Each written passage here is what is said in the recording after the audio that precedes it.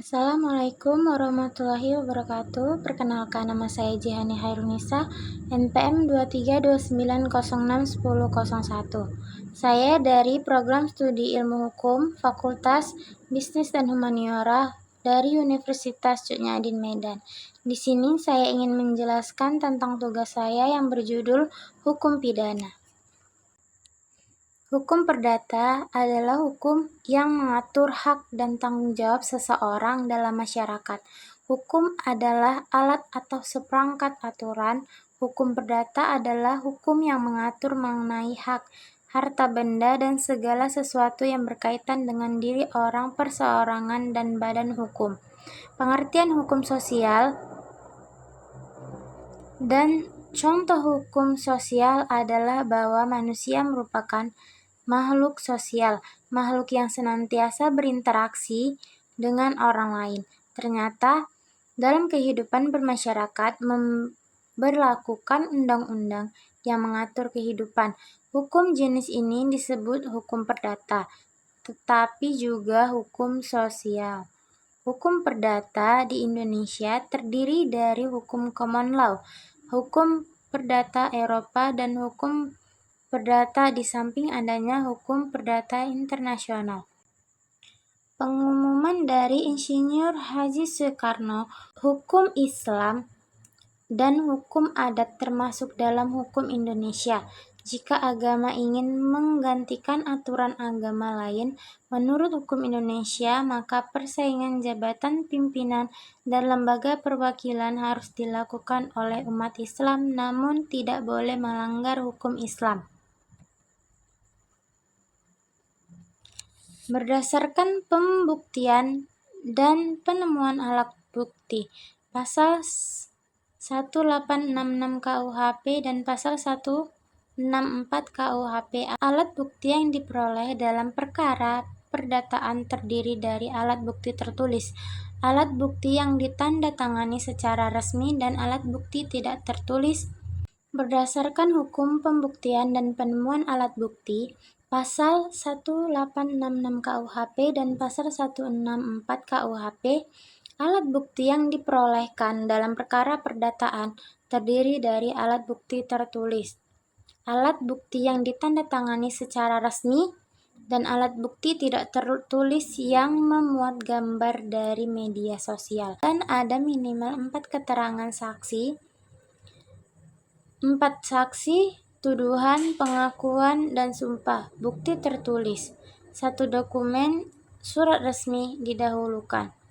Jumlah ini setara dengan kasus perdata, dokumen, akta nikah, atau pendidikan.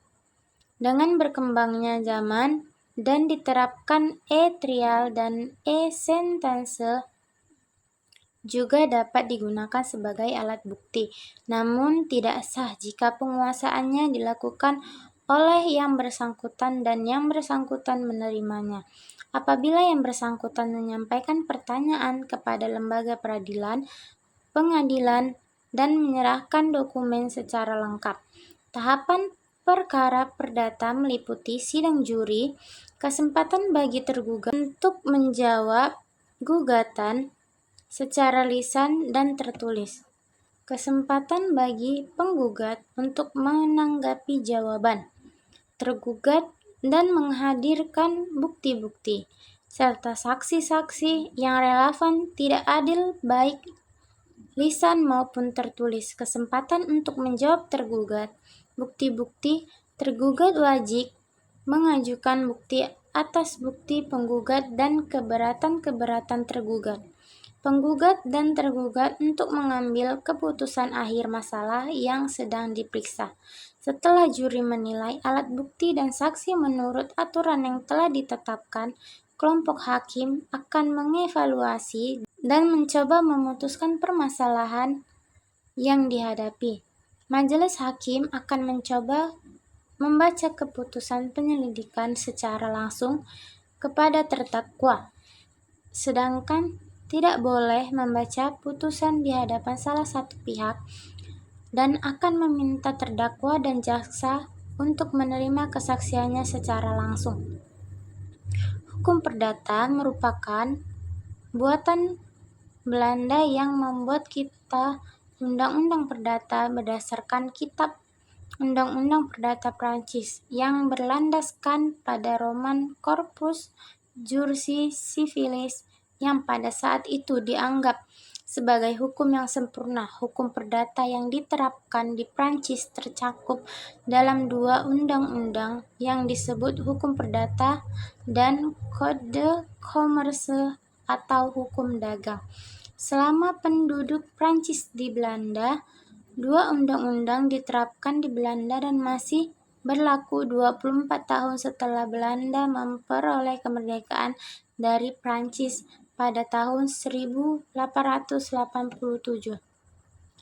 Pada tahun 1814, orang Jerman ia mulai membuat kitab undang-undang hukum perdata atau Civil Code berdasarkan Undang-Undang Belanda yang disusun oleh Kemper disebut Outward Kemper. Sayangnya Kemper meninggal pada tahun 1824 sebelum menuntaskan masa jabatannya dan digantikan oleh Nicolai yang menjadi Presiden Mahkamah Agung Belgia. Tuntutan Belanda diwujudkan dengan diadopsinya dua undang-undang pada tanggal 6 Juli 1830 yang mulai berlaku pada tanggal 1 Oktober 1838 akibat pemberontakan di Belgia, yaitu BW atau KUHP Perdata dan Belanda. Yang kedua, AVK atau Kode Komersial. Semula hukum perdata hanya berlaku pada penduduk Belanda. Namun jika dibiarkan hingga saat ini, akan terjadi perpecahan politik di kalangan penduduk, baik di kalangan masyarakat adat maupun masyarakat lainnya, sehingga menimbulkan keresahan di dalam Negara Kesatuan Republik Indonesia atau yang biasa kita sebut dengan NKRI. Jika hukum sosial dikatakan dengan perceraian, maka angka perceraian di Indonesia akan terus meningkat setiap tahunnya. Seperti sekarang, status hubungan di kartu tanda penduduk mudah berubah menjadi janda atau duda. Dan dalam pengaduan mudah salah mencantumkan tempat tinggal, tidak sesuai dengan KTP asli dan akhir. Itulah sebabnya peta keluarga memberikan gambaran kepada tergugat dan penggugat untuk mencapai hasil yang berbeda akibat aktivitas manusia yang berbeda. Sejarah menunjukkan bahwa akar pertama hukum perdata udah ada sejak zaman Romawi yang menyatakan hal itu terjadi pada tahun 50 SM.